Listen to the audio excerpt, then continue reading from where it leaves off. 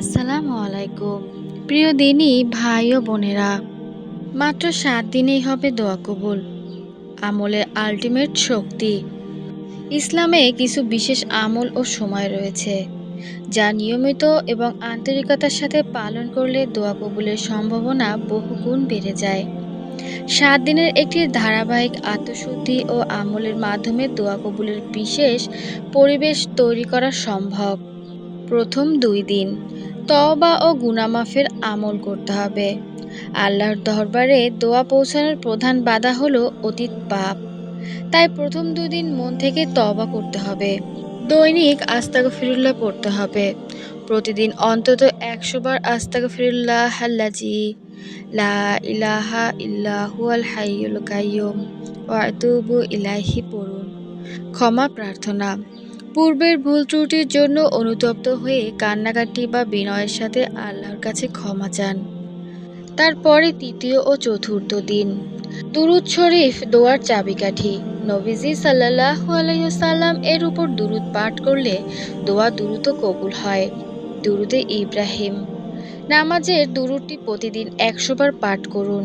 ইসমে আজম আল্লাহুম্মা ইন্নী আসআলুকা বিআন্নী আশহাদু আন্নাকা আনতাল্লাহু লা ইলাহা ইল্লা আনতাল আহাদুস সামাদুল্লাযী লাম ইয়ালিদ ওয়ালাম ইউলাদ ওয়ালাম ইয়াকুল লাহু কুফুয়ান আহাদ পাঠ করে দোয়া করুন। পঞ্চম ও ষষ্ঠ দিন শেষ রাতে আল্লাহ প্রথম আসমানে নেমে আসেন এবং বান্দার ডাক শোনেন। তাহাজ্জুদ নামাজ পড়ে শেষ রাতে ২ থেকে ৮ রাকাত তাহাজ্জুদ নামাজ শেষ করুন। সিজদায় দোয়া। সিজদায় হলো আল্লাহর সবচেয়ে নিকটবর্তী হওয়ার জায়গা। সিজদায় গিয়ে নিজের মনের আকুতি প্রকাশ করুন। নফল নামাজে সপ্তম দিন সাদাকা বা দান করলে আল্লাহর সন্তুষ্টি অর্জিত হয় এবং বিপদ আপদ কেটে যায়। গোপনে দান করবেন। নিজের সাধ্যমতো কোনো অভাবী মানুষকে গোপনে সাহায্য করুন। ইসমুল আজম ও দোয়া। দোয়ার শুরুতে আল্লাহর প্রশংসা অর্থাৎ আলহামদুলিল্লাহ ও দুরূদ পাঠ করে নিজের চূড়ান্ত চাওয়াটি প্রকাশ করুন। দোয়া কবুলের সেরা সময়গুলো এই ৭ দিন যে সময়গুলোতে দোয়া করবেন।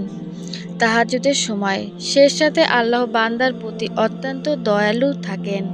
ফরজ নামাজের পর প্রতি ফরজ নামাজের পর সালাম ফিরিয়েই দোয়া করা উত্তম।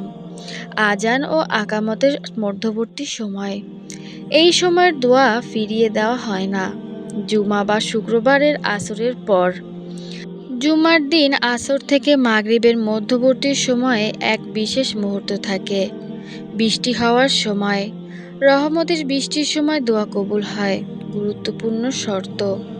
হালাল রিজিক। খাবার ও উপার্জন শতভাগ হালাল হতে হবে। পূর্ণ বিশ্বাস। মনে বিন্দুমাত্র সন্দেহ না রেখে দৃঢ় বিশ্বাসের সাথে চাইতে হবে যে আল্লাহ অবশ্যই শুনছেন। ধৈর্য ধরা। আমার দোয়া কবুল হচ্ছে না বলে তাড়াহুড়ো করা যাবে না। প্রিয় দিনী ভাই ও বোনেরা, অতএব আপনারা ধৈর্য ধারণ করবেন, হতাশ হবেন না। আমার ভিডিওটি ভালো লাগলে বেশি বেশি শেয়ার করে দিবেন এবং আমার চ্যানেলটি সাবস্ক্রাইব করে আমার পাশেই থাকবেন। সবাই ভালো থাকবেন। আল্লাহ হাফেজ।